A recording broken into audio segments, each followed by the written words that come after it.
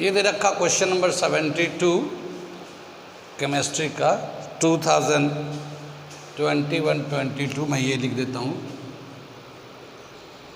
AMU 10+2 science diploma engineering 2021-22 paper है। 21-22 series B है, ठीक है ना। ठीक, ये हमारा पेपर है और ये 73 क्वेश्चन केमिस्ट्री का दे रखा, वो करने जा रहे हैं। क्या दे रखा है? Heating of ferrous sulphate Fe2SO4 gives. अगर Fe2SO4 यानी फेरस सल्फेट को अगर हीट करेंगे तो क्या हमें देगा? पहला बोला फेरिक ऑक्साइड, दूसरा सल्फर डाइऑक्साइड, तीसरा सल्फर ट्राइऑक्साइड, या फिर डी ऑल ऑफ एबव, सभी मिलेगा, ठीक है ना। तो ये जो हीटिंग ऑफ फेरस सल्फेट है, ये एक हम लोग टाइप्स ऑफ केमिकल रिएक्शंस होता है, हम लोगों ने पढ़ा है केमिकल रिएक्शंस एंड इक्वेशन में 10th क्लास केमिस्ट्री में दे रखा ये second chapter chemical reaction and equations. उसमें क्या दे रखा है? कई तरह के रिएक्शंस हैं, जैसे कॉम्बिनेशन रिएक्शन है, डिकम्पोजिशन रिएक्शन है, डिस्प्लेसमेंट रिएक्शन है, डबल डिस्प्लेसमेंट रिएक्शन है, देखा होगा, पढ़ा भी है आप लोगों ने। तो ये जो है ना, हीटिंग करते हैं तो ये टूटता है, तो ये टूट के बहुत सारे प्रोडक्ट्स बनाते हैं, तो इसको हम बोलते हैं डिकम्पोजिशन रिएक्शन। अब हम लोग देखते हैं कि Fe2SO4 को जब हीट करेंगे तो क्या उसका रिएक्शन दे रखा है। Fe2SO4 ferrous sulphate,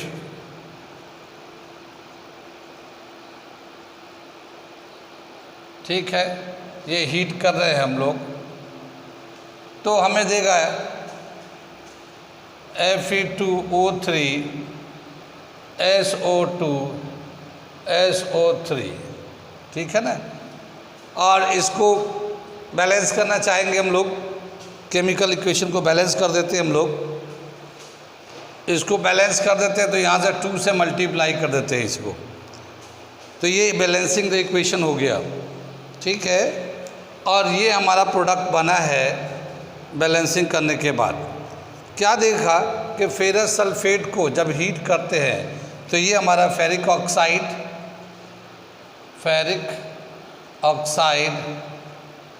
sulphur dioxide ये है, सल्फर ट्राइऑक्साइड ये है, तीनों ही बनते हैं। तो क्या बताया कि फेरस सल्फेट को जब हीट करते हैं तो ये डिकम्पोज होता है, और डिकम्पोज होने के बाद ये तीनों ही प्रोडक्ट बनता है, और इस तरह से यहाँ पे जो ये आंसर होगा डी होगा, all of the above product बनता है, ठीक है। क्या लिख सकते हैं यहाँ पे? When ferrous sulphate is heated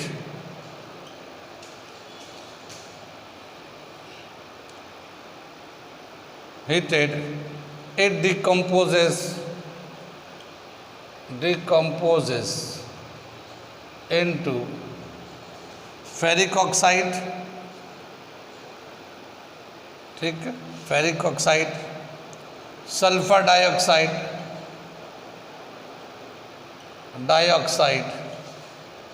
sulphur and sulphur trioxide, sulphur trioxide, ठीक है। तो ये डिकम्पोजिशन रिएक्शन का एक एग्जाम्पल है। ये कितना समझ में आई, ये नोट कर लीजिए इसको, क्वेश्चन नंबर 73। वहाँ पे हमने बताया कि कंपोजिशन डिकम्पोजिशन भी है, कॉम्बिनेशन रिएक्शन भी है। डिकम्पोज को क्या बोलते हैं? When a complex compound is broken into simpler compound by any agent, then that is called decomposition reaction. Combination reaction भी होता है, जैसे यहाँ पे लिख देता हूँ मैं, जैसे एक होता है कॉम्बिनेशन रिएक्शन, दूसरा देखा हम लोगों ने डिकम्पोजिशन, जैसे ये दे रखा है एग्जाम्पल, डिकम्पोजिशन रिएक्शन, ठीक है। ऐसे तीसरा दे रखा है डिस्प्लेसमेंट रिएक्शन, डिस्प्लेसमेंट रिएक्शन, जिसमें हम लोग कर रहे थे कि more reactive element less reactive element को रिप्लेस कर देता है, उसको हम लोग बोलते हैं डबल डिस्प्लेसमेंट। ये डबल डिस्प्लेसमेंट रिएक्शन भी है एक, दो एलिमेंट, डबल डिस्प्लेसमेंट रिएक्शन, दो एलिमेंट एक कंपाउंड से चेंज होते हैं। तो इस तरह से ये 4 तरीके का रिएक्शन दे रखा है 10 क्लास के अंदर। अगला मैं क्वेश्चन करने जा रहा हूँ इसके बाद, नेक्स्ट क्वेश्चन।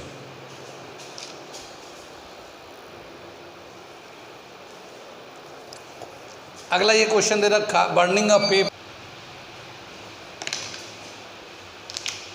ठीक है। Burning a paper is, paper का जलना ये किस तरह का चेंज है? Physical change, chemical change, biological change, both A and B, ठीक है। बर्निंग अ पेपर जो है, जानते हैं आप लोग, जानते होंगे, बहुत आसान सा सवाल है ये। तो ये केमिकल चेंज है, बी आंसर है इसका, ठीक। Chemical change, physical change, physical change का मतलब ये होता है the process in which the reactant can be obtain from its product.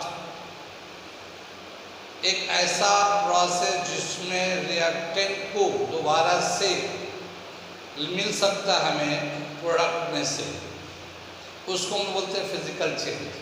जैसे वाटर है, लिक्विड फॉर्म में है, अगर हम लोग कूल करेंगे तो वो आइस हो जाएगा, सॉलिड हो जाएगा, लेकिन फिर आइस को गर्म करेंगे फिर पानी मिल जाएगा। तो ये एक फिजिकल चेंज हुआ, ठीक है। लेकिन केमिकल चेंज में क्या होता है? Chemical change, the change in which the reactant can not be obtain from its product. एक ऐसा चेंज जिसमें रिएक्टेंट नहीं मिलता उसके प्रोडक्ट से। प्रोडक्ट से अगर चाहे कि रिएक्टेंट मिल जाए तो किसी भी कंडीशन में नहीं मिल सकता, ठीक है। तो उसको हम बोलते हैं केमिकल चेंज, ठीक। केमिकल चेंज जैसे कि बर्निंग ऑफ पेपर है, कोल है, पेट्रोल है, डीजल है, बहुत सारी चीज़ें केमिकल चेंजेस होती है। केमिकल चेंज में क्या होता है, जो रिएक्टेंट की जो प्रॉपर्टी होती है और जो प्रोडक्ट की प्रॉपर्टीज होती है वो दोनों ही बिल्कुल ही इंटायरली डिफरेंट हो जाते हैं। The properties of product is entirely different than reactants, while in physical change they relate to each other। यानी कि पहले का जो उनकी प्रॉपर्टी होती है रिएक्टेंट का और जो प्रोडक्ट का प्रॉपर्टीज होता है फिजिकल चेंज में, वो आपस में कोरिलेट करते हैं, ठीक है।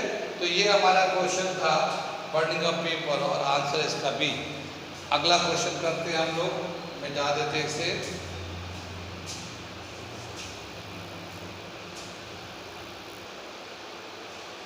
अगला क्वेश्चन 75 क्वेश्चन नंबर ये दे रखा है, which of the following pair of compounds are homologous. Homologous, इनमें से कौन सा पेयर ऑफ कंपाउंड्स है? जैसे पहले दे रखा CH4 and C2H6, बी में दे रखा C2H6 C3H8, सी में दे रखा C3H8 and C4H10, all of them. इनमें से कौन सा पेयर ऑफ कंपाउंड होमोलोगस है? होमोलोगस सीरीज होता है, ये केमिस्ट्री में है। बायोलॉजी में भी टर्म आता है analogous and homologous organ, biology में भी आता है, वो एक अलग चीज़ है और वो हेरिडिटी एंड एवोल्यूशन में आता है। लेकिन ये केमिस्ट्री में जो है होमोलोगस सीरीज जो है ना, एक अलग चीज़ है। क्या बताया होमोलोगस सीरीज में, इसको थोड़ा सा समझते हैं फिर इसके बाद इसका आंसर ढूंढते हैं, ठीक है ना। होमोलोगस सीरीज,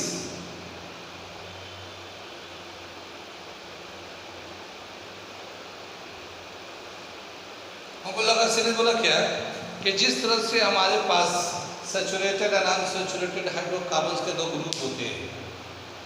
सैचुरेटेड में अल्केन आता है और अनसैचुरेटेड हाइड्रोकार्बन्स में अल्कीन एंड अल्काइन आते हैं, ठीक है। अल्कीन जिसमें कार्बन कार्बन के बीच में डबल बॉन्ड होता है, अल्काइन जिसमें कार्बन कार्बन के बीच में ट्रिपल बॉन्ड होता है।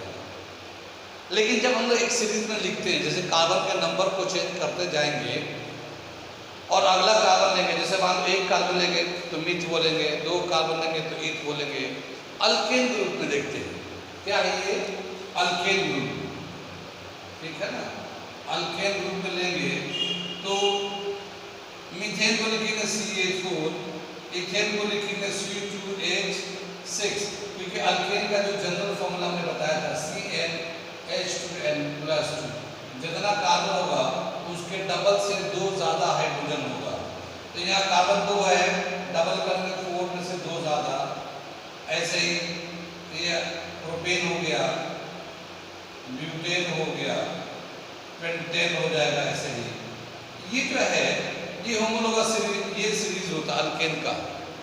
और ये जो जैसे जैसे नीचे सक्सेसिव कंपाउंड जाती है, एक ही ग्रुप के हैं, लेकिन इसमें एक के बाद दूसरा जो कंपाउंड आता है उसमें 1 कार्बन और 2 हाइड्रोजन का डिफर देते हैं। The successive compound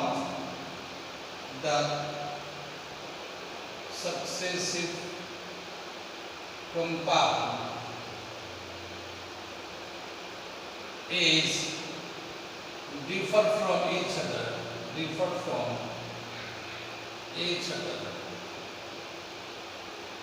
by CH2 or molecular mass of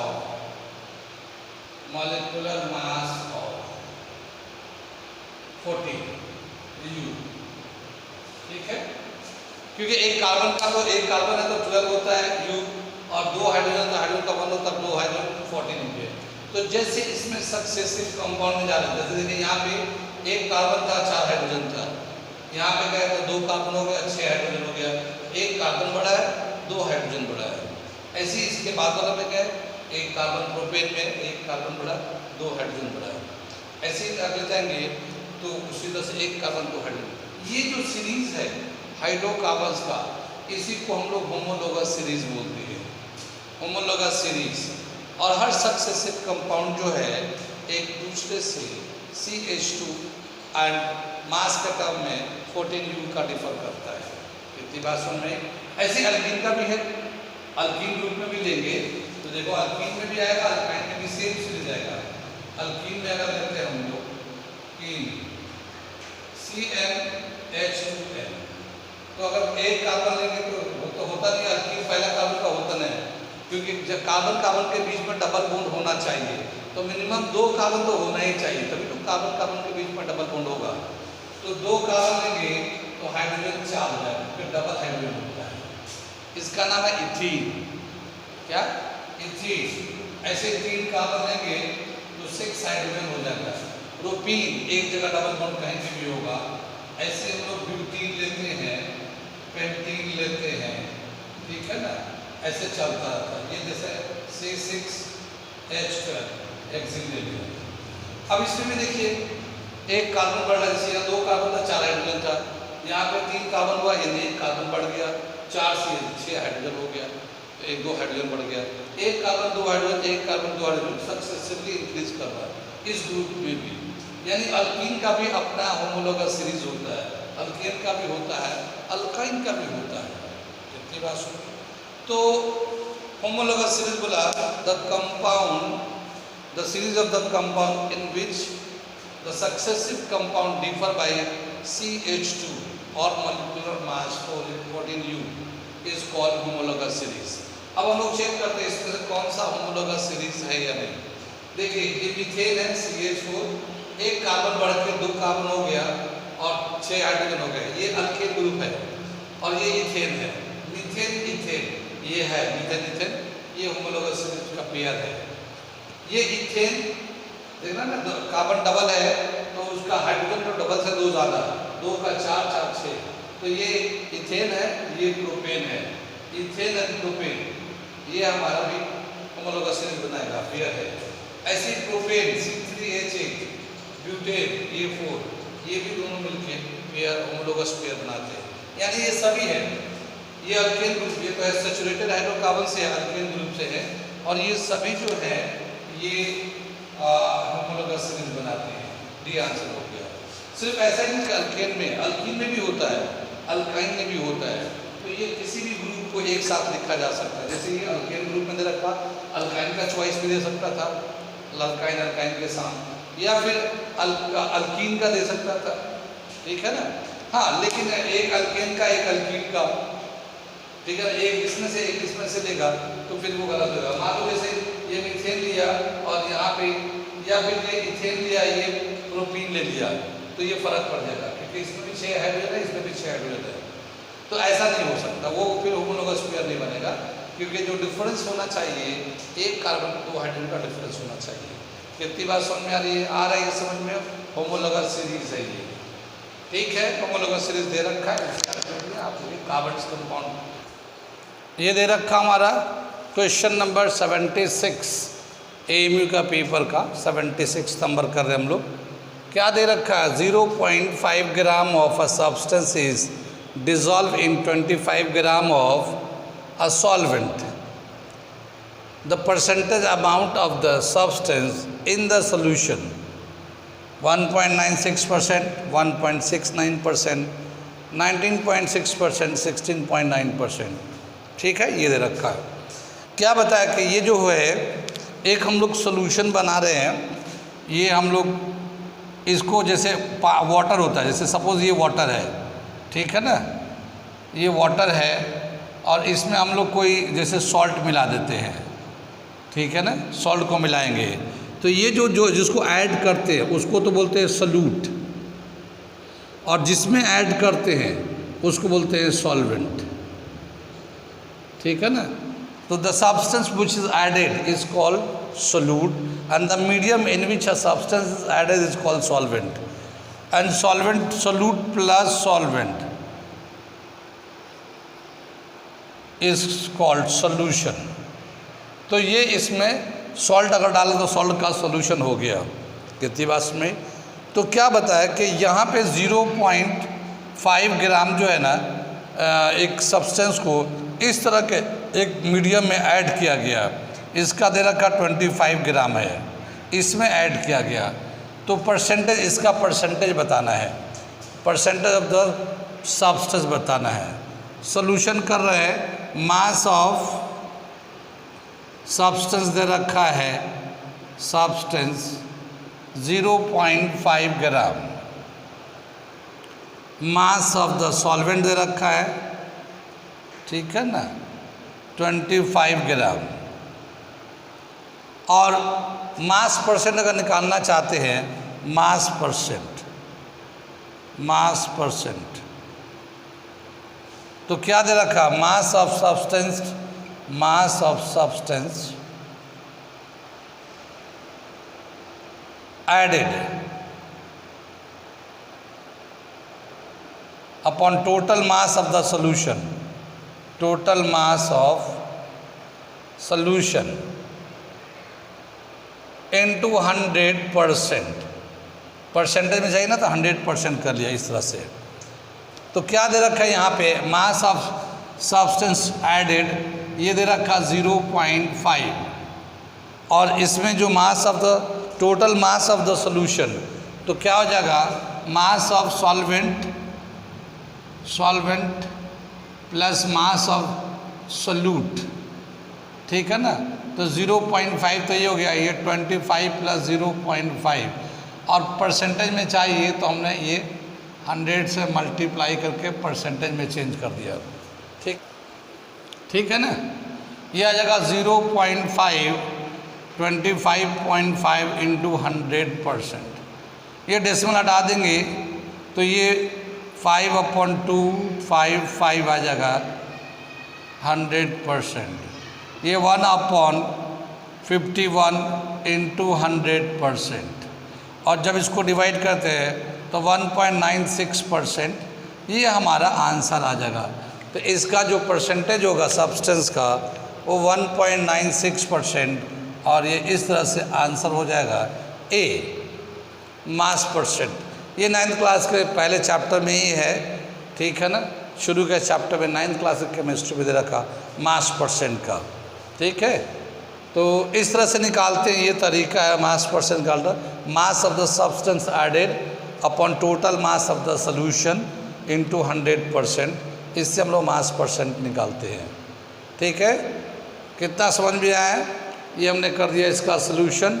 अगला क्वेश्चन करने जा रहे हैं हम लोग।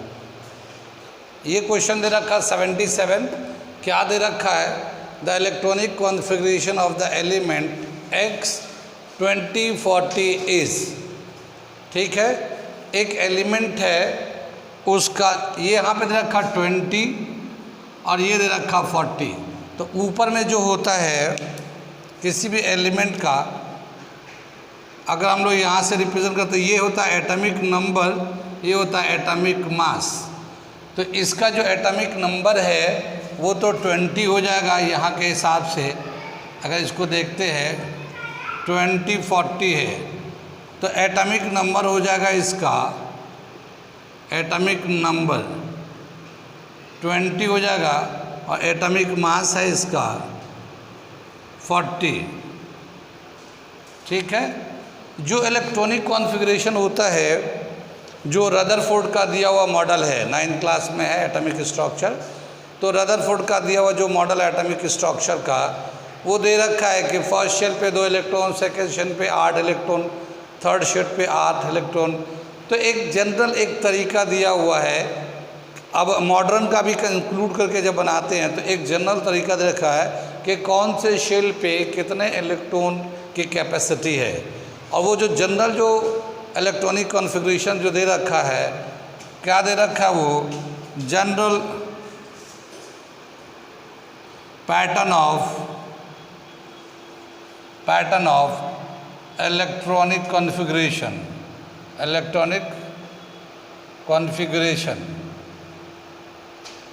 क्या दे रखा है? ये 2 8 8 18 18 32, ये ऐसे दे रखा है।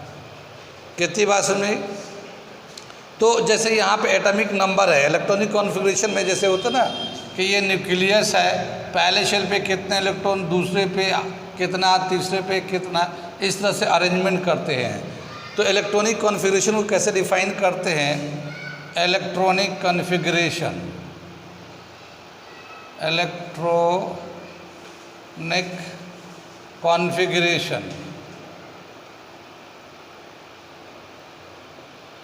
इसको डिफाइन करेंगे, the arrangement of electrons in an atom is called electronic configuration।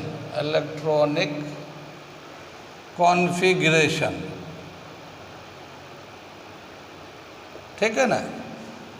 किस तरह से अरेंज होता है? तो पहले शेल पे जैसे एक जनरल के हिसाब से पहले शेल पे 2, दूसरे पे 8, तीसरे पे 8, जितना इलेक्ट्रॉन है सबको हम लोग प्लॉट करते हैं। यहाँ पे कितना नंबर ऑफ इलेक्ट्रॉन दे रखा है? 20। तो देखो पहले शेल पे तो 2 आ जाएगा, फर्स्ट शेल पे 2 आ गया, दूसरे शेल पे 8 आएगा, ये जैसे हम लोग दिखा रहे हैं, दूसरे शेल पे 8 आ जाएगा, तो ये दूसरे शेल पे 8 हो गया, कितना हो गया? 10 हो गया। तीसरे शेल पे भी 8 आ जाएगा, ये तीसरे शेल पे भी 8 आ गया। ठीक है, और फिर उसके बाद वाला शेल पे इसके पास 20 है, तो 18 तो ऑलरेडी हो चुका है, अब 2 बचा हुआ है, तो इसके बाद वाला पे 2 आ जाएगा, ये 20 हो जाएगा। तो इसका जो एलिमेंट जो X है, जिसका एटॉमिक नंबर 20 है, उसका इलेक्ट्रॉनिक कॉन्फ़िगरेशन है 2882। ठीक है, इसके हिसाब से ये C करेक्ट आंसर है। ठीक है ना, C करेक्ट आंसर है। अब क्या बताया कि ये इलेक्ट्रॉनिक कॉन्फ़िगरेशन जो है ना, बहुत सारे करेक्टर्स को रिप्रेजेंट करता है। जिस एलिमेंट का इलेक्ट्रॉनिक कॉन्फ़िगरेशन लिख देंगे, उससे बहुत सारे करेक्टर को हमें पता चल जाता है। जैसे क्या बताया कि अगर ये आउटर शेल है, कौन सा शेल है, कितने शेल यूज़ कर रहा है? 1 2 3 4 शेल यूज़ कर रहा है। तो ये फोर्थ ग्रुप में, फोर्थ पीरियड में आता है ये एलिमेंट, फोर्थ पीरियड में आएगा और फोर्थ पीरियड में आएगा ये। ठीक है ना, सेकेंड ग्रुप में आएगा, क्योंकि आउटर शेल पे कितना इलेक्ट्रॉन है वो ग्रुप बताता है।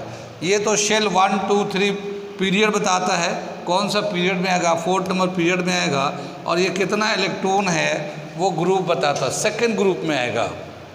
ठीक है, तो इससे क्या पता चलेगा, वैसे ये जो 40 है जिसका 20 एटॉमिक नंबर है, ये इस एलिमेंट का नाम है कैल्शियम, ठीक है ना, कैल्शियम Ca दिखाते, कैल्शियम हैज़ एटॉमिक नंबर 20, ठीक है ना, कैल्शियम का एटॉमिक नंबर 20 होता है।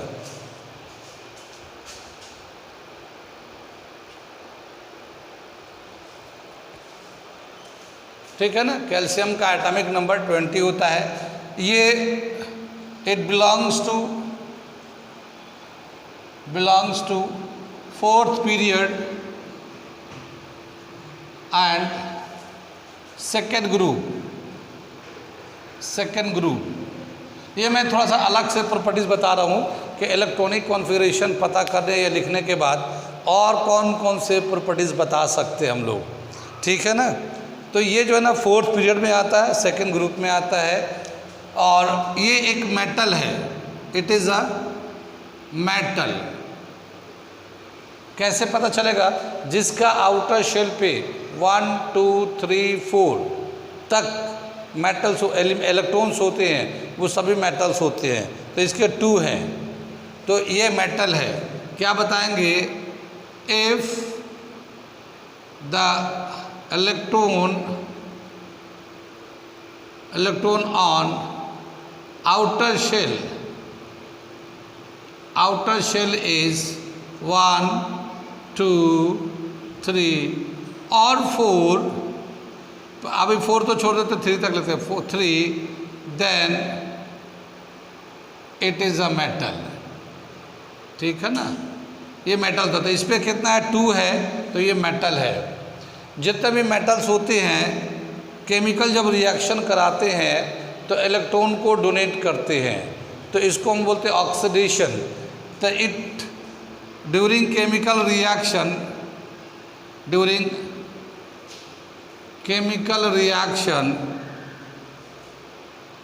इट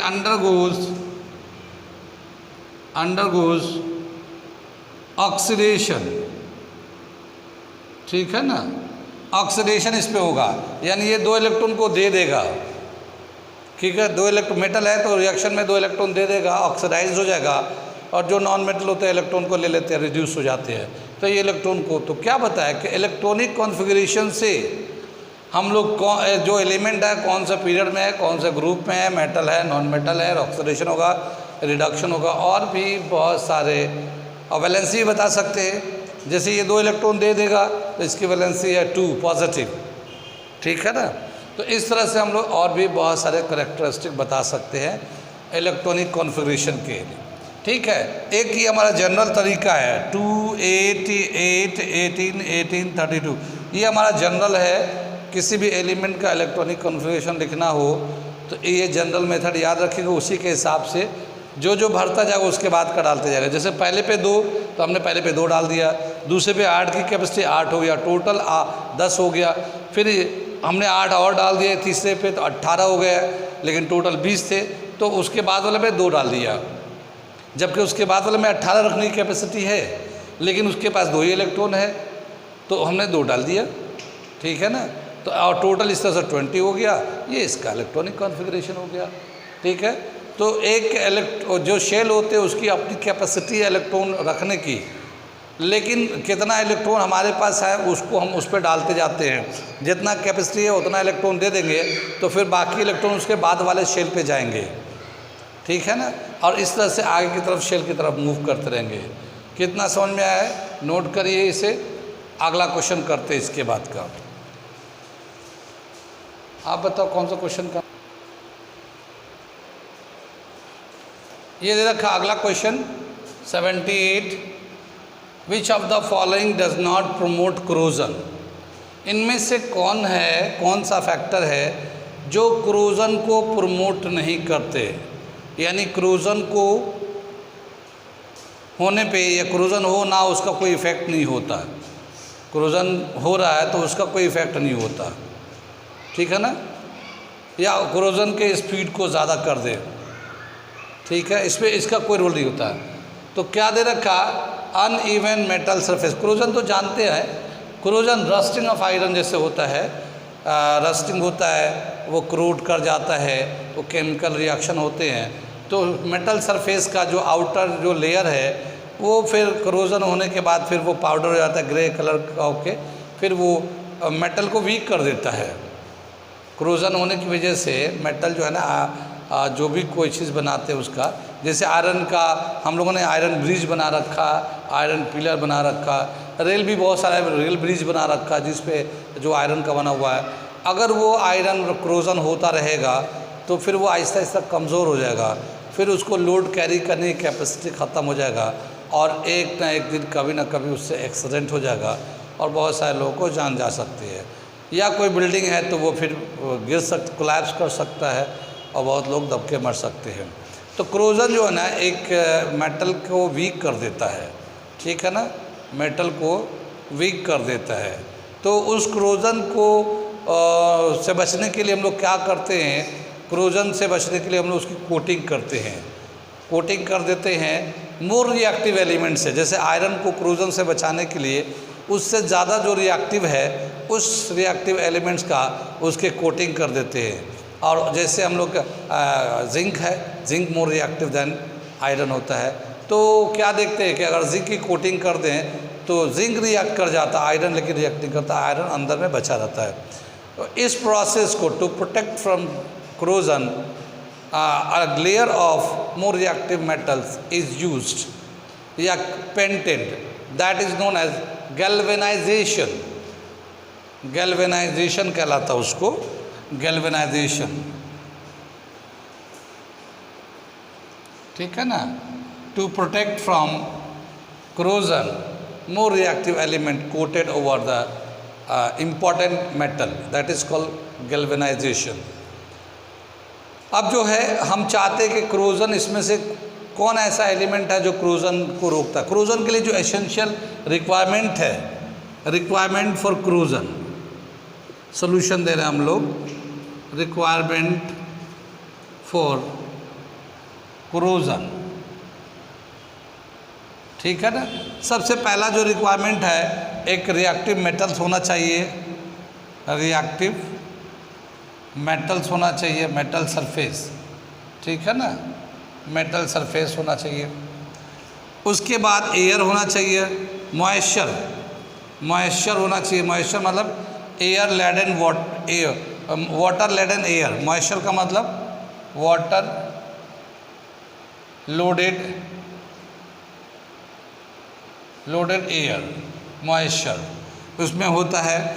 और फिर तीसरा जो दे रखा है हमारा air, oxygenated air, oxygenated air, यानी एयर के अंदर ऑक्सीजन होना चाहिए, तब जाके ये ऑक्सीडेशन प्रोसेस कराते रहता है।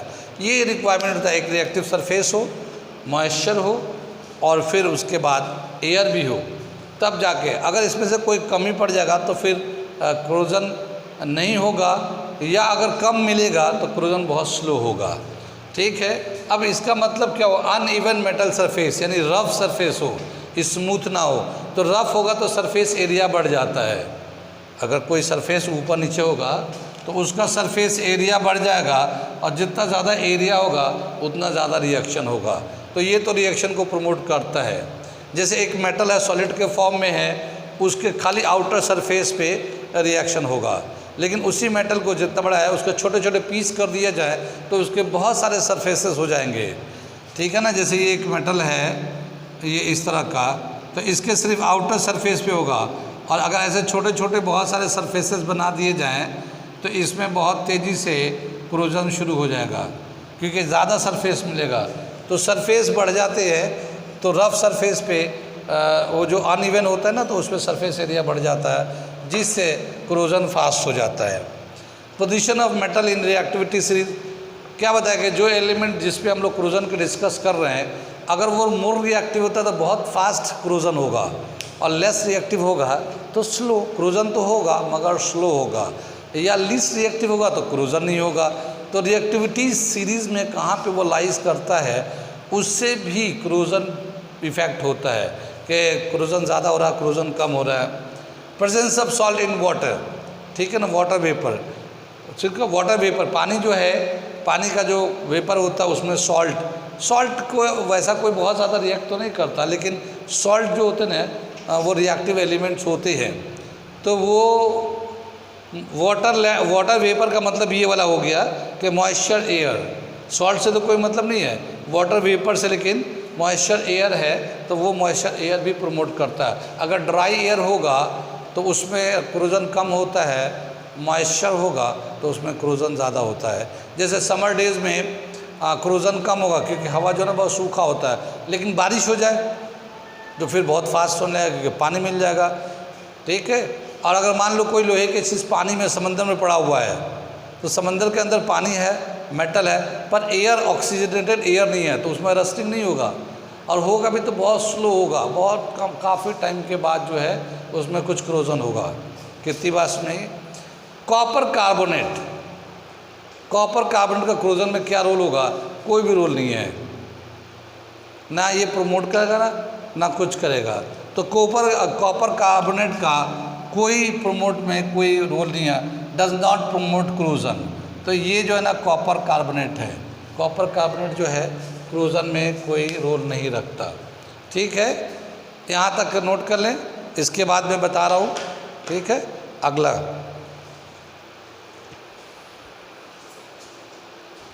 चलो, इसको मैं यहीं पे आज छोड़ देता हूँ।